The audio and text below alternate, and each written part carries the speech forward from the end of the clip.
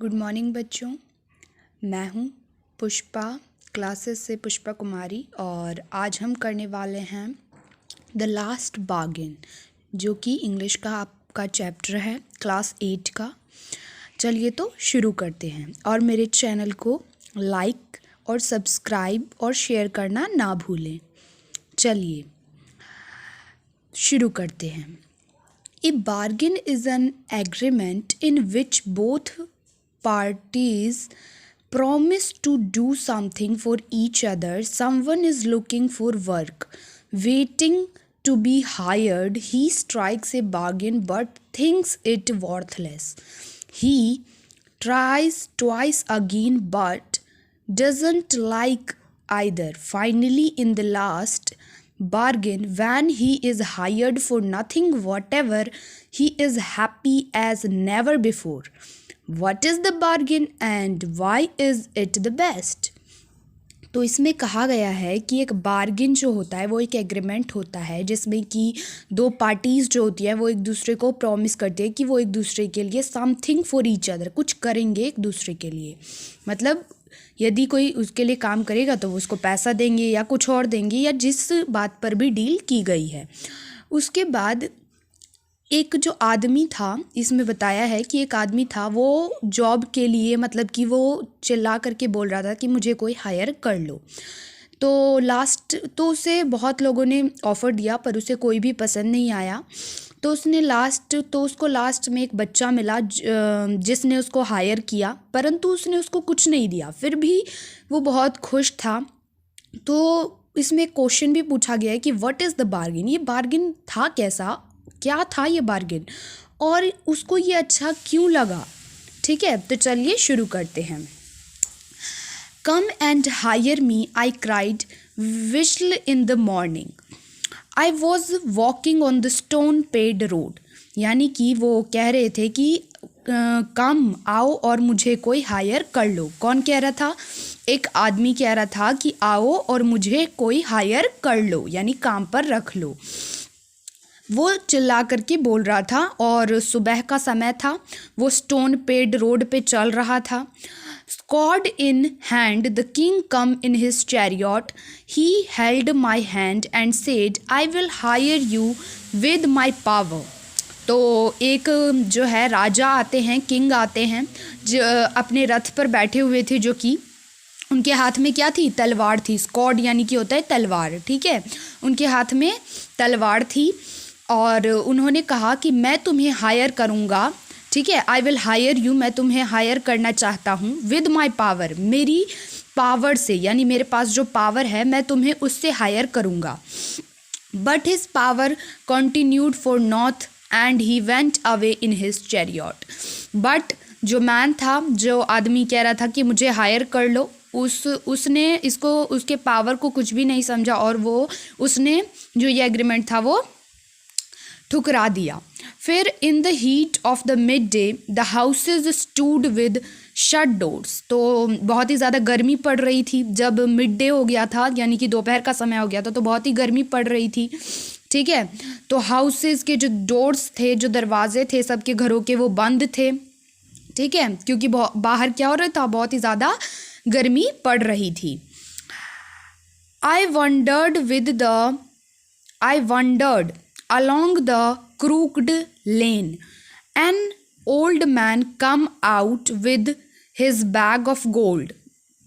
तो वो जो था वो चल रहा था, तभी उसको एक ओल्ड मैन मिला, मतलब कि बूढ़ा आदमी मिला, जिसके हाथ में क्या था? उसके पास क्या था? गोल्ड, यानी सोने के एक बैग था जिसमें कि सोने के सिक्के थे, सोना था, ठीक है। ही पाउंडर्ड एंड सेड, वो उसके पास आया, वो बूढ़ा आदमी उस आदमी के पास, और बोला, I will hire you with my money, मैं तुम्हें हायर करूँगा अपने पैसों से, क्योंकि उसके पास बहुत सारा सोना था उसके बैग में, है ना। तो उसने कहा कि मैं तुम्हें हायर करना चाहता हूँ अपनी मनी से, ठीक है। तो he waited his coins one by one but I turned away. तो वो अपने पैसे जो है वो गिनवा रहा था, मतलब कि देख रहा था, बहुत ही ज़्यादा उसको मतलब उसके पास पैसे थे तो थोड़ी उसके पास बहुत ही ज़्यादा मतलब थोड़ा घमंड भी था, तो वो अपने पैसे गिन के दिखा रहा था, पर उस आदमी को ये ऑफ़र भी पसंद नहीं आया और वो वहाँ से चला गया। उसके बाद it was evening, the garden head was all flowers. The fair maid come out and said, I will hire you with a smile. तो जब अब इवनिंग का समय हो गया था, ठीक है, इवनिंग हो गई थी, शाम हो गई थी, तो एक गार्डन में जिसमें कि पूरे फ्लावर थे, मतलब गार्डन था, बहुत ही सुंदर था। एक फायर लेडी जो है, फेयर मेड जो है, वो आई और उसने कहा उस आदमी से कि मैं तुम्हें हायर करना चाहती हूँ अपनी स्माइल से, ठीक है, अपनी मुस्कुराहट से। तो her smile played and melted into tears and she went back alone into the dark. तो उसने कहा कि मैं तुम्हें अपनी स्माइल से हायर करना चाहती हूँ, पर क्या हुआ उसने कि उसका स्माइल जो है वो पिघल गया और कुछ ही देर में वो टीयर्स में बदल गया, आंसुओं में बदल गया और वो वहाँ से चली गई। तो जो मैन था उसने इस ऑफ़र को भी ठुकरा दिया, इस ऑफ़र को भी नहीं माना। The sun glistened on the sand and the sea waves broke away wardly. तो a child sat playing with shells. He realized his head and seemed to know me and said, I hire you with nothing. तो अब क्या हुआ कि अब सन जो है वो डूबने वाले थे, ठीक है, सी वेव्स बहुत ही ज़्यादा उछल रही थी, मतलब कि समुद्र था, समुद्र के आसपास वो पहुंच गए थे और अब सूरज भी डूबने वाला था, क्योंकि इवनिंग हो गई थी, अब रात होने वाली थी, थोड़ी सी शाम टाइप की हो गई थी, ठीक है। तभी उनको क्या, उस आदमी को क्या मिला, एक बच्चा मिला, ठीक है, एक चाइल्ड मिला जो कि खेल रहा था शेल से। ही realized his head and seemed to know me and said, I hire you with nothing.